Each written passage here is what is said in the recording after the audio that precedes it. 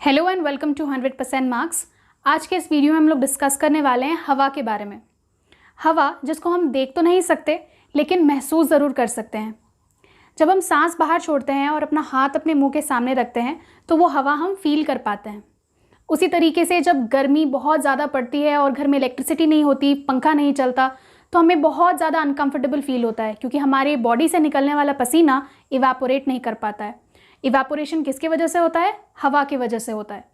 उसी तरीके से जब हम बाहर निकलते हैं और बाहर पेड़ के जब पत्ते अपने आप मूव कर रहे होते हैं, वो मूवमेंट किसके वजह से होता है? वो भी हवा की वजह से होता है।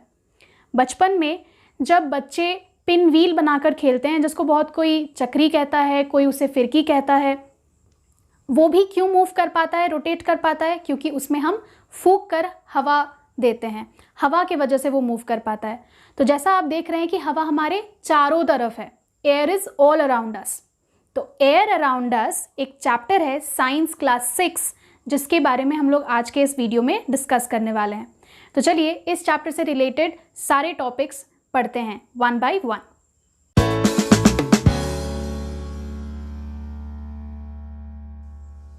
इस चैप्टर को हमने 3 वीडियोस में डिवाइड किया है। फर्स्ट वीडियो में हम लोग डिस्कस करने वाले हैं कॉम्पोजिशन ऑफ एयर, और सॉइल में और वाटर में एयर प्रेजेंट होता है, इसके बारे में भी हम लोग फर्स्ट वीडियो में ही डिस्कस करेंगे।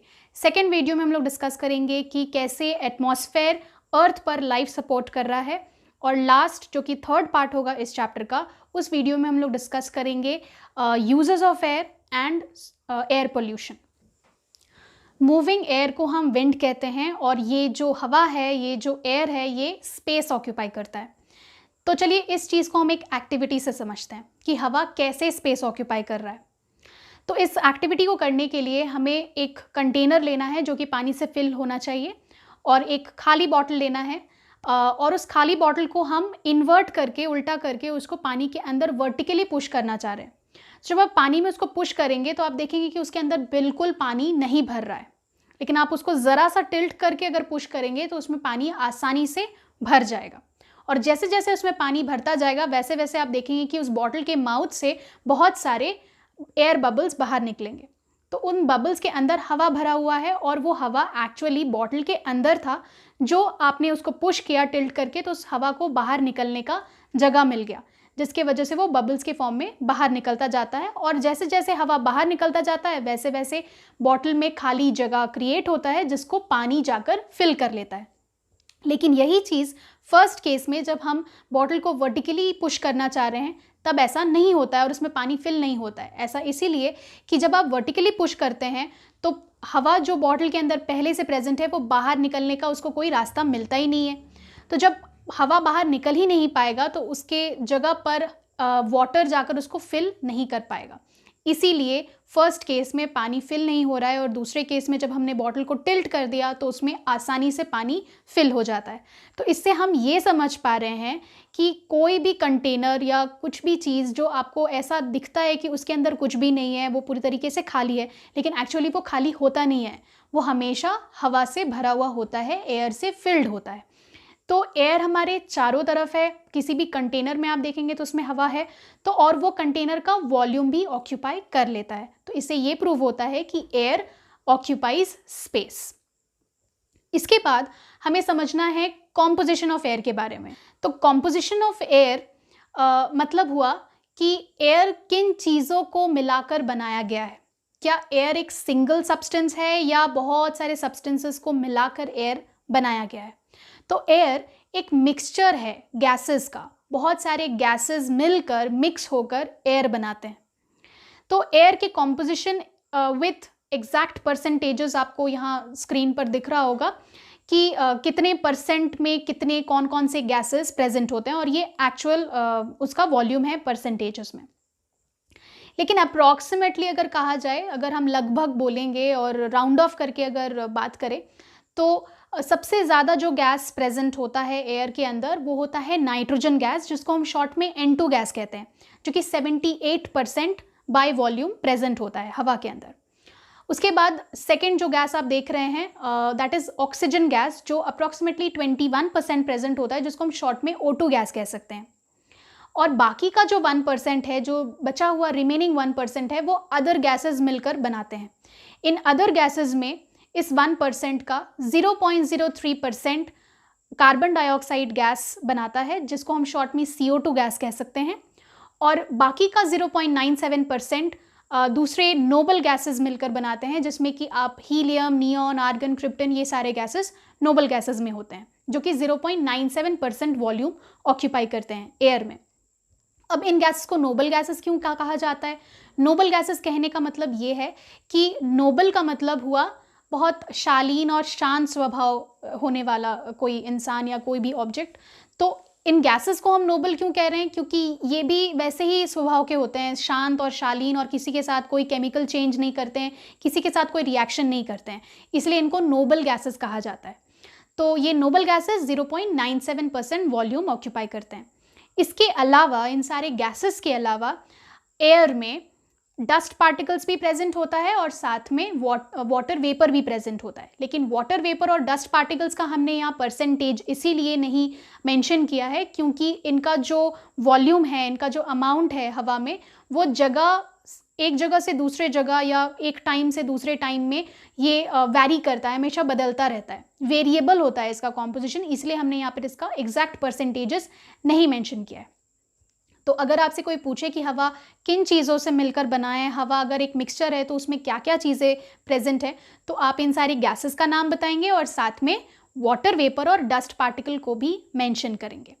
अब कॉम्पोजिशन जान लेने के बाद अब हमें जानना है कि हर एक कॉम्पोनेंट जिससे कि ये हवा बना है, हर एक कॉम्पोनेंट के क्या क्या प्रॉपर्टीज़ हैं, क्या क्या यूजेस हैं डे टू डे लाइफ में, इन सारी चीज़ों के बारे में हम लोग आगे पढ़ेंगे। नाइट्रोजन 78% एयर में प्रेजेंट होता है बाय वॉल्यूम, जिसका मतलब है कि वो एयर का 4/5 वॉल्यूम ऑक्यूपाई करता है। जिसका मतलब हुआ कि अगर हम एयर को 5 इक्वल पार्ट्स में डिवाइड करेंगे तो 4 पार्ट्स में नाइट्रोजन ही प्रेजेंट होगा।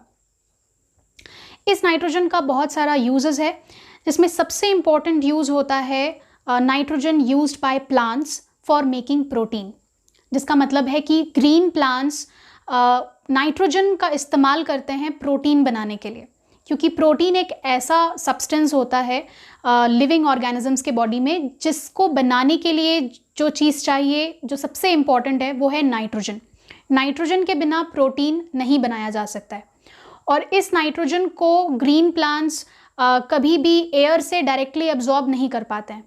इसको एब्जॉर्ब करने के लिए जो हवा में प्रेजेंट नाइट्रोजन है, वो नाइट्रोजन साइकिल के थ्रू नाइट्रोजनस कंपाउंड्स में कन्वर्ट होता है, और नाइट्रोजनस कंपाउंड्स को फिर वो सॉइल से एब्जॉर्ब करते हैं ग्रीन प्लांट्स।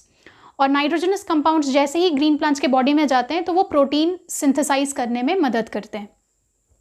जैसे ही प्लांट्स के बॉडी में प्रोटीन बन जाता है, उस ग्रीन प्लांट से मिलने वाले जितने भी प्लांट प्रोडक्ट्स हैं उसको ह्यूमन बीइंग्स, एनिमल्स कंज्यूम करते हैं, और उस प्लांट प्रोडक्ट से फिर हमें भी प्रोटीन मिलता है। तो इस तरीके से प्रोटीन ग्रीन प्लांट्स के बॉडी से ह्यूमन बीइंग्स और एनिमल्स के बॉडी में भी ट्रांसफ़र होता है। लेकिन ये प्रोटीन बनाने के लिए जो सबसे ज़्यादा इम्पॉर्टेंट चीज़ था वो था नाइट्रोजन।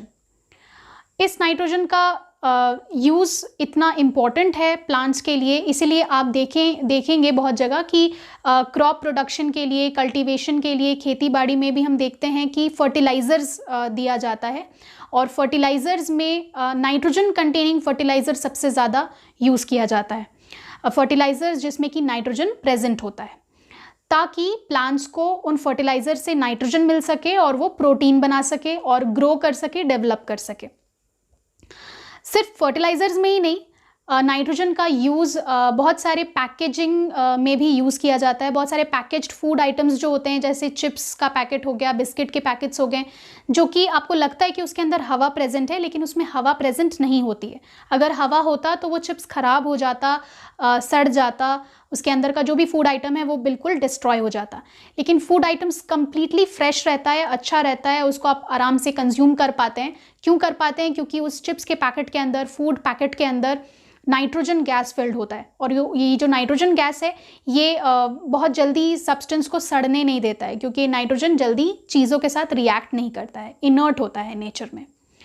इस नाइट्रोजन को ह्यूमन बीइंग्स जब सांस लेते हैं या कोई एनिमल सांस लेता है तो वो बॉडी के अंदर भी चला जाता है, ये नाइट्रोजन गैस हमारे सांस के थ्रू बाकी गैसेस की तरह हमारे बॉडी में चला जाता है, लेकिन इस नाइट्रोजन का इस्तेमाल हम डायरेक्टली नहीं कर पाते हैं।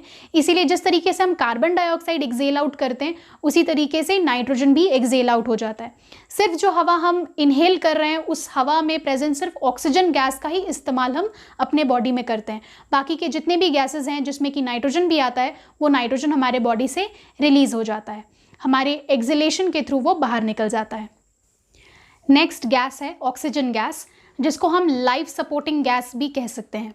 लाइफ सपोर्टिंग इसीलिए क्योंकि ये जितने भी most of the living organisms है सबको सांस लेने के लिए इसी गैस का ज़रूरत पड़ता है, और सांस लेने के साथ साथ ये गैस रेस्पिरेशन करने में भी मदद करता है।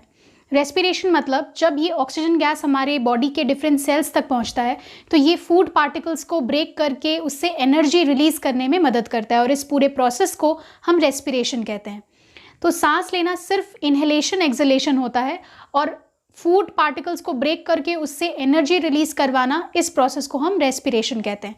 तो ब्रीदिंग के लिए भी ऑक्सीजन चाहिए और रेस्पिरेशन करने के लिए भी ऑक्सीजन चाहिए, और इन दोनों प्रोसेस के बिना कोई भी लिविंग ऑर्गेनिज्म जिंदा नहीं रह सकता है।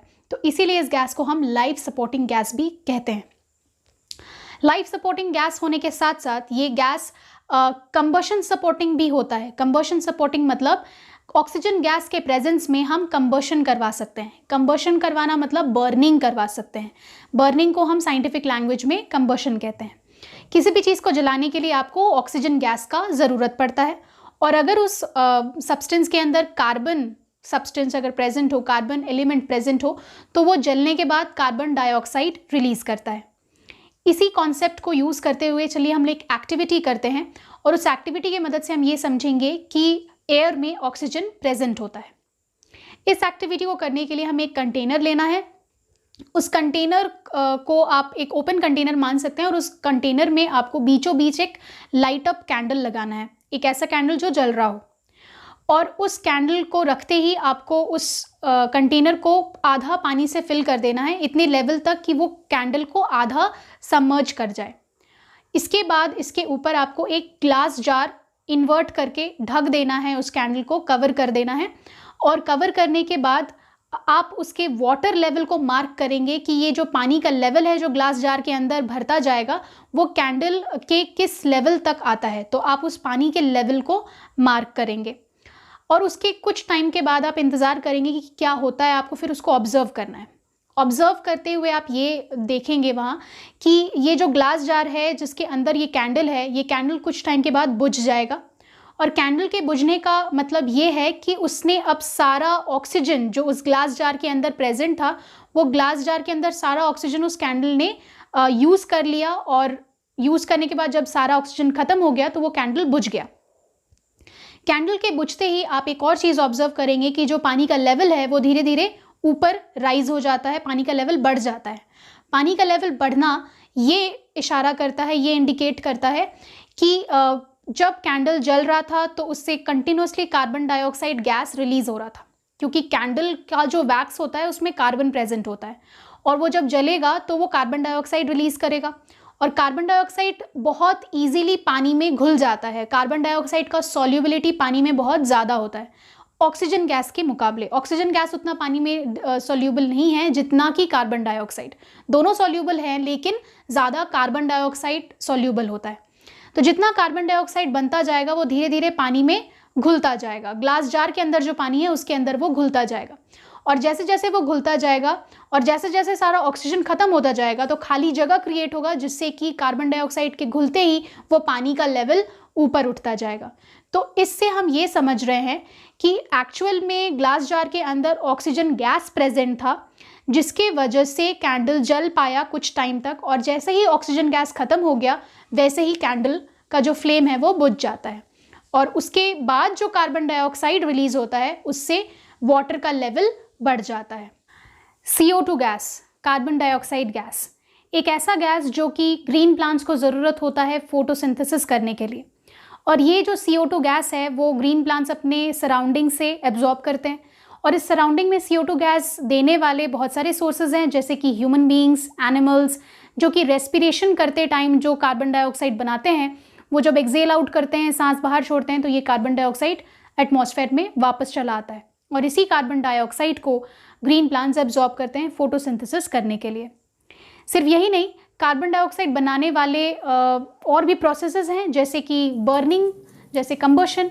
कोई भी चीज़ को हम जब जलाते हैं जिसमें कार्बन प्रेजेंट होता है, उसको जलाते हैं तो कार्बन डाइऑक्साइड रिलीज होता है। कार्बन डाइऑक्साइड गैस को नॉन सपोर्टर ऑफ कंबशन भी कहा जाता है। वो इसीलिए कि कभी भी कहीं आग लगती है तो अगर हम फायर एक्सटिंग्विशर का यूज़ करते हैं तो फायर एक्सटिंग्विशर को जब हम ऑन करते हैं और उससे एक वाइट कलर का धुआं बाहर निकलता है, वो एक्चुअली CO2 और वाटर का मिक्सचर होता है और ये आग को बुझाने में, एक्सटिंग्विश करने में मदद करता है, जिससे कि CO2 को आप कह सकते हैं कि वो कंबशन या बर्निंग सपोर्ट नहीं करता है। साथ में आप ये भी जानेंगे कि प्लांट्स, ग्रीन प्लांट्स जो कि फोटोसिंथेसिस करते टाइम ऑक्सीजन गैस रिलीज करते हैं और उस फोटोसिंथेसिस को करने के लिए उनको कार्बन डाइऑक्साइड गैस का ज़रूरत होता है। तो green plants carbon dioxide absorb भी करते हैं और रिलीज भी करते हैं। एब्जॉर्ब वो करते हैं फॉर डूइंग फोटोसिंथेसिस और रिलीज वो करते हैं ड्यूरिंग रेस्पिरेशन। तो ग्रीन प्लांट्स भी रेस्पिरेशन करते हैं, जैसा कि हम रेस्पिरेशन कर रहे हैं, जैसे ह्यूमन बींग्स रेस्पिरेशन करते हैं या कोई एनिमल रेस्पिरेशन करता है, उसी तरीके से ग्रीन प्लांट्स भी रेस्पिरेशन करते हैं। लेकिन जितना कार्बन डाइऑक्साइड गैस एक ग्रीन प्लांट बाहर निकालता है या रिलीज करता है, उससे कहीं ज़्यादा वो अपने फोटोसिंथेसिस के दौरान ऑक्सीजन गैस रिलीज करता है। तो ऑक्सीजन गैस वो ज़्यादा रिलीज करते हैं, कार्बन डाइऑक्साइड गैस वो थोड़ा कम रिलीज करते हैं। इसीलिए ज़्यादातर हमारे दिमाग में रहता है कि ग्रीन प्लांट्स सिर्फ ऑक्सीजन गैस रिलीज करते हैं और कार्बन डाइऑक्साइड एब्जॉर्ब करते हैं फोटोसिंथेसिस के लिए, लेकिन इसका ऑपोजिट भी होता है during respiration of green plants, जब वो ऑक्सीजन गैस को एब्जॉर्ब कर रहे होते हैं और कार्बन डाइऑक्साइड रिलीज करते हैं, just like human beings, just like animals. लेकिन फ़र्क बस इतना है कि ऑक्सीजन गैस जितना वो फोटोसिंथेसिस के दौरान बाहर रिलीज करते हैं वो ज़्यादा होता है और जो कार्बन डाइऑक्साइड वो रिलीज करते हैं ड्यूरिंग रेस्पिरेशन वो थोड़ा कम होता है। CO2 गैस के प्रेजेंस को समझने के लिए चलिए एक एक्टिविटी करते हैं। इस एक्टिविटी को करने के लिए हमें एक पेट्री डिश लेना है। पेट्री डिश में हमें लाइम वाटर लेना है। लाइम वाटर एक तरीके का ट्रांसपेरेंट केमिकल होता है जो बिल्कुल पानी जैसा दिखता है, लेकिन वो पानी होता नहीं है, इट्स समथिंग एल्स। और उस लाइम वाटर को आपको ओपन एरिया में कुछ घंटों के लिए छोड़ देना है और कुछ टाइम के बाद आप देखेंगे कि उस लाइम वाटर के ऊपर एक वाइट कलर का क्रस्ट बन जाता है, एक मिल्की क्रस्ट आप बनता हुआ देखेंगे। ऐसा इसीलिए क्योंकि CO2 गैस का एक प्रॉपर्टी है कि वो लाइम वाटर के साथ रिएक्शन करके उसके कलर को ट्रांसपेरेंट से वाइट में कन्वर्ट कर देता है। तो ये जो मिल्की क्रस्ट बन रहा है वो एक्चुअली CO2 गैस के वजह से बनता है, क्योंकि हमने इस लाइम वाटर को पेट्री डिश में रख के खुले हवा में छोड़ दिया था और हवा में सिंस CO2 गैस है जो कि इस लाइम वाटर के साथ रिएक्शन करता है और उसके कलर को वाइट बनाता है। तो इससे ये प्रूव होता है कि हवा में CO2 गैस प्रेजेंट होता है। इसके बाद नेक्स्ट कंपोनेंट है वाटर वेपर। वाटर वेपर का अमाउंट, जैसा आप जानते हैं कि हमने पहले ही बताया कि उसका अमाउंट वेरी करता है, वेरिएबल कॉम्पोजिशन होता है, इसलिए हम उसका परसेंटेज नहीं मेंशन कर पाते हैं। इस वाटर वेपर के बहुत सारे सोर्सेज हैं, जैसे कि वाटर वेपर ट्रांसपिरेशन के थ्रू एटमॉस्फेयर में एंटर करता है। ट्रांसपिरेशन मतलब जो ग्रीन प्लांट्स है वो अपने बॉडी के एक्सेस वाटर वेपर को बाहर निकालते हैं और इस प्रोसेस को ट्रांसपिरेशन कहा जाता है और ये स्टोमेटा के थ्रू होता है। ट्रांसपिरेशन के थ्रू वाटर वेपर एंटर करता है और सेकंड जो तरीका है जिससे वाटर वेपर एंटर करता है that is evaporation from different water bodies and different sources. तो जितने वाटर बॉडीज़ हैं जैसे नदी है, रिवर्स हैं, लेक है, ओशन है, इन सारे जगहों से पानी टाइम टू टाइम इवेपोरेट होता रहता है क्योंकि उनमें सनलाइट फॉल कर रहा है, वो हीट एनर्जी एब्जॉर्ब करते हैं, इवेपोरेट करते हैं। तो इवेपोरेशन मतलब लिक्विड वाटर का अपने वाटर वेपर अपने गैशियस स्टेट में कन्वर्ट होना बाय अब्जॉर्बिंग हीट एनर्जी, इसको हम इवेपोरेशन कहते हैं। तो इवेपोरेशन और ट्रांसपिरेशन ये दो बेसिक सोर्सेज हैं जिससे कि वाटर वेपर एटमॉस्फेयर में एंटर करता है। जितना अमाउंट ऑफ वाटर वेपर एक टाइम पर एक जगह पर एक पर्टिकुलर टेम्परेचर पे एक जगह पर प्रेजेंट होता है, उस अमाउंट ऑफ वाटर वेपर को हम ह्यूमिडिटी भी कहते हैं, जिसका असर कई बार हमारे वेदर कंडीशंस में भी पड़ता है। वाटर वेपर समझ लेने के बाद जो नेक्स्ट एंड लास्ट कंपोनेंट है जो एयर में प्रेजेंट है that is dust and smoke particles. Dust and smoke particles का भी कॉम्पोजिशन बहुत वैरी करता है, इसलिए इसका भी हमें एक्चुअल परसेंटेज नहीं मालूम, इसलिए हम मेंशन नहीं कर पाते हैं। इसीलिए डस्ट एंड स्मोक पार्टिकल्स को हम सिंपली ऐसे ही मेंशन करते हैं without writing the percentages. Dust and smoke particles को प्रोड्यूस करने वाले फैक्ट्रीज़ हैं, व्हीकल्स हैं, जो अपने फ्यूल को जब जलाते हैं, बर्न करते हैं, तो उससे कई सारे पार्टिकल्स रिलीज होते हैं, जिसको हम डस्ट पार्टिकल्स या स्मोक पार्टिकल्स कहते हैं। डस्ट एंड स्मोक पार्टिकल्स हमारे रेस्पिरेटरी सिस्टम के लिए, जो जिस ऑर्गन सिस्टम से हम सांस ले रहे हैं, उसके लिए काफ़ी हार्मफुल होते हैं। तो इसीलिए हमें कोशिश करना होता है कि हम ये dust and smoke particles inhale ना करें। लेकिन अगर हम इनहेल करते भी हैं तो किस तरीके से हमारा रेस्पिरेटरी सिस्टम इससे बच सकता है? इसके लिए हमारे नॉस्ट्रल्स में, हमारे नोज़ में बहुत सारे फाइन हेयर पार्टिकल्स प्रेजेंट होते हैं और म्यूकस प्रेजेंट होता है, जो फिल्टर्स की तरह एक्ट करता है और इस dust particle and smoke particles को रोकता है और अंदर जाने से प्रिवेंट करता है। तो ये dust particle and smoke particle हमारे लंग्स तक नहीं पहुंच पाते हैं, हमारे इनर रेस्पिरेटरी सिस्टम तक नहीं जा पाते हैं, ये सिर्फ हमारे नॉस्ट्रल्स तक रुक जाते हैं, क्योंकि हमारे फाइन हेयर एंड म्यूकस उसको रोकते हैं। तो इस तरीके से हमारा respiratory system dust particle and smoke particle से बच जाता है। एयर में डस्ट पार्टिकल्स हैं, इस चीज़ को हम कैसे प्रूव करेंगे? तो इसके लिए हम एक एक्टिविटी करते हैं। इस एक्टिविटी के लिए हमें दिन के टाइम में एक डार्क रूम में जाना है, और उस डार्क रूम में एक ऐसा स्मॉल एरिया होना चाहिए, एक स्मॉल स्पेस होना चाहिए जहाँ से सनलाइट बाहर से अंदर आ रहा हो। जैसे ही सनलाइट अंदर आएगा, एक छोटे से रीजन को जब वो लाइट अप करेगा, तो उस लाइटेड एरिया में जब आप देखेंगे तो आपको बहुत सारे डस्ट पार्टिकल आपस में मूव करता हुआ आपको दिखेगा, डस्ट पार्टिकल्स आपस में आपको कोलाइड होता हुआ दिखेगा। तो ये एक प्रूफ है कि एयर में एक्चुअली डस्ट पार्टिकल्स होता है, जिसको आप लाइट में देख सकते हैं। नेक्स्ट टॉपिक है कि हवा, वाटर और सॉइल दोनों में ही प्रेजेंट होता है। तो जैसा आपने देखा होगा कि बहुत सारे एक्वेटिक एनिमल्स, एक्वेटिक प्लांट्स पानी के अंदर आराम से सर्वाइव कर लेते हैं, तो इनको भी तो सांस लेने की ज़रूरत होती होगी। तो ये सांस लेते हैं इसीलिए क्योंकि वाटर में ऑक्सीजन डिज़ोल्व हो पाता है, और वाटर में एयर डिज़ोल्व हो पाता है, ऑक्सीजन डिज़ोल्व हो पाता है, और इसी डिज़ोल्व्ड ऑक्सीजन को बहुत सारे एक्वेटिक एनिमल्स के पास जो स्पेशल ऑर्गन्स होते हैं, जैसे फिशेस के पास गिल्स होता है, उन गिल्स के मदद से वो इस ऑक्सीजन को एब्जॉर्ब कर पाते हैं और अपने बॉडी में यूज़ कर पाते हैं। उसी तरीके से बहुत सारे एक्वेटिक प्लांट्स के जो लीव्स होते हैं वो भी ऑक्सीजन को, इस डिज़ोल्व्ड ऑक्सीजन को एब्जॉर्ब कर पाते हैं। तो ऑक्सीजन का जो सॉल्युबिलिटी है पानी में, या एयर जो पानी में घुल सकता है, उसके वजह से भी आप देखते हैं कि एक्वेटिक लाइफ सपोर्ट हो पाता है। उसी तरीके से अगर हमें ये जानना हो कि सचमुच पानी के अंदर हवा प्रेजेंट है, तो इस चीज़ को हम कैसे प्रूव कर पाएंगे? तो इसके लिए हम एक एक्टिविटी करते हैं। एक कंटेनर में हम पानी ले लेंगे और उसको हम धीरे धीरे हीट करना शुरू करेंगे। उस कंटेनर के वॉल्स के आसपास आप देखेंगे कि छोटे छोटे बबल्स बनना शुरू होता है, और जैसे जैसे आप कंटिन्यूसली उसको हीट करते रहेंगे और हीट करते ही जाएंगे, तो आप देखेंगे कि ये बबल्स धीरे धीरे साइज़ में बड़े होते जाते हैं, और धीरे धीरे आप बड़े बड़े बबल्स भी पानी के अंदर बनता हुआ देखते हैं। तो ये बबल्स एक्चुअली कहाँ से आते हैं? ये बबल्स तो पहले नहीं था जब हमने हीट नहीं किया था। तो जैसे जैसे आप ये हीट करना शुरू करेंगे, तो जो भी हवा पानी में पहले से प्रेजेंट था, वो हवा बबल्स के फॉर्म में बनकर पानी को छोड़कर बाहर जाने लगता है और पानी से एस्केप होने लगता है। तो ये एक प्रूफ है कि पानी के अंदर एक्चुअली हवा प्रेजेंट था, जो कि बबल्स के फॉर्म में बनकर बाहर निकल जा रहा है। उसी तरीके से सॉइल में भी हवा प्रेजेंट होता है। Soil also contains air. तो इसके लिए आप ये जानते हैं कि कितने सारे कीड़े मकोड़े होते हैं, इंसेक्ट्स होते हैं, अर्थवॉर्म होता है, स्नेल होता है, छोटे एनिमल्स होते हैं जो सॉइल के अंदर रहते हैं। सॉइल ही उनका नेचुरल हैबिटेट होता है, उनका अपना नेचुरल घर होता है। और इस सॉइल के अंदर वो कैसे सर्वाइव करते हैं? सॉइल के अंदर क्या ऐसा हवा होता है जो उनको सांस लेने में मदद करता है?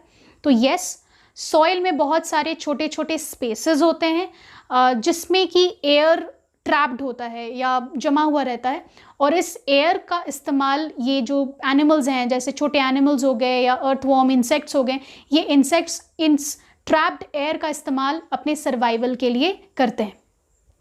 इसीलिए आपने देखा होगा कि कभी भी जब बहुत तेज़ बारिश होती है रेनी सीजन के टाइम में, तो ये सारे कीड़े मकोड़े और छोटे एनिमल्स सॉइल के ऊपर आ जाते हैं। ऐसा क्यों होता है? ऐसा इसलिए होता है कि जब बहुत तेज़ बारिश होती है तो बारिश का जो पानी है वो सॉइल एब्जॉर्ब करने लगता है, और एब्जॉर्ब करने की वजह से जो ये छोटे छोटे स्पेसेस हैं सॉइल पार्टिकल्स के बीच में, ये स्पेसेस बारिश के पानी से भर जाता है। जहाँ पहले एयर प्रेजेंट था वहाँ अब बारिश का पानी जमा हो जाता है। तो बारिश का पानी जब जमा हो जाता है तो अब ये जो छोटे इंसेक्ट्स हैं, अर्थवॉर्म है, इनको सांस लेने में दिक्कत होने लगती है, उनको घुटन होने लगता है, जिसके वजह से वो बाहर निकल आते हैं, सॉइल के बाहर आ जाते हैं, ऊपर आ जाते हैं और सांस लेने की कोशिश करते हैं।